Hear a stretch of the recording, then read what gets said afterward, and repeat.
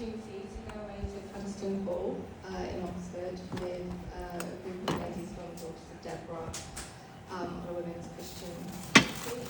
I was super excited. I skived off work a little early to get there. I was a little bit nervous because I was travelling alone with Zara. And it was wonderful because we had an opportunity to really catch up and have a nice conversation with no alcohol involved and just really reconnect there. So that was absolutely awesome. And we arrived just in time for lunch, and then Tola dropped something on the group which made everyone really happy except me, who put on really my sulky pants, because they offered upgrades to everybody.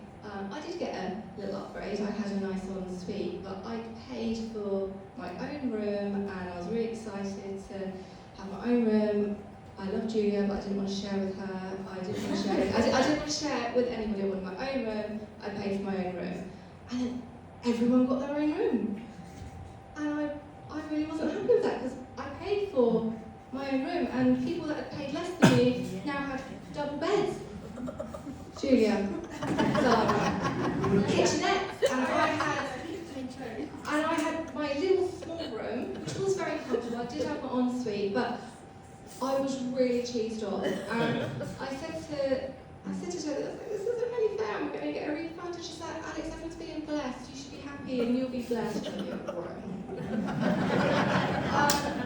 I wasn't happy, and unfortunately, I do let that ruin the rest of my day. I do take things to heart, and I really hold them in. And we had Angela Walker there, and she was ministering to us, and I was super excited about that because I'd already connected with Angela the year before because I hosted her at my house when she came to the women's conference. So I was really pleased to have her again, and she was talking to us about being still and spending some time with God and reflecting on whatever you wanted. It was your moment with him, and I know others really struggled with that, but I really wanted that moment, those 30 minutes of peace and time of prayer. And I got on the floor and I had my cushion and thought, I can do this. And I've been sulking all day, but I can do this.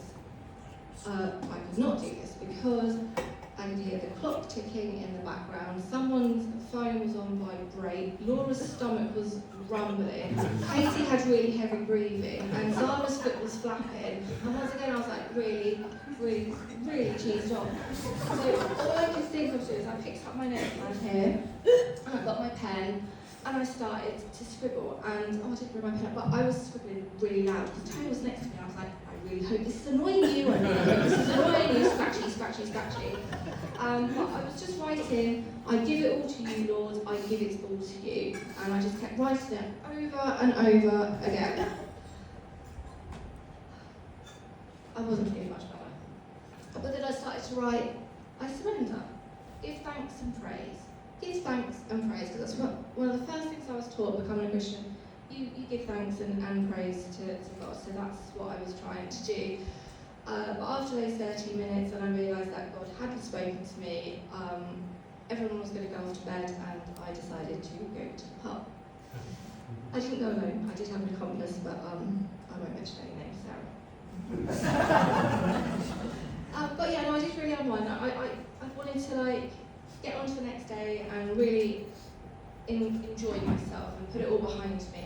And so we were listening to Angela Walker, and she had so many things to say. If anyone wants to speak to me afterwards, that's fine, because I've made so many notes, and I do really feel like that my faith has grown. But we had some time to do some arts and crafts, we'll do some journaling, and I decided to take the opportunity to get out my colours and create a big old mess. And Tony was really liking it, but I wasn't overly impressed. This was my artwork from the weekend, and I was just thinking, this is like me. This is a colourful mess, because that's what I am. I'm a very colourful person. I'm bright and bubbly, but I'm also a mess. I'm quite messed up, and also there's an incomplete bit, and I didn't feel that bit in. I haven't coloured it in. I'd like to colour it in one day, But there's a piece missing in my life that I think is getting filled.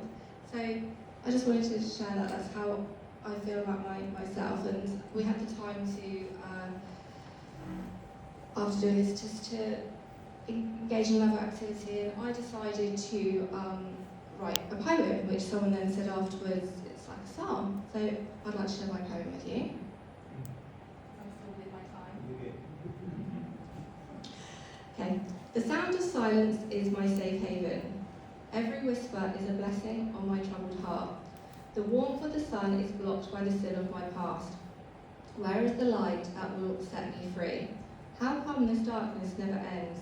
I was forgiven by the mighty Lord of creation, but my blood has stained all the hope and peace of any mercy.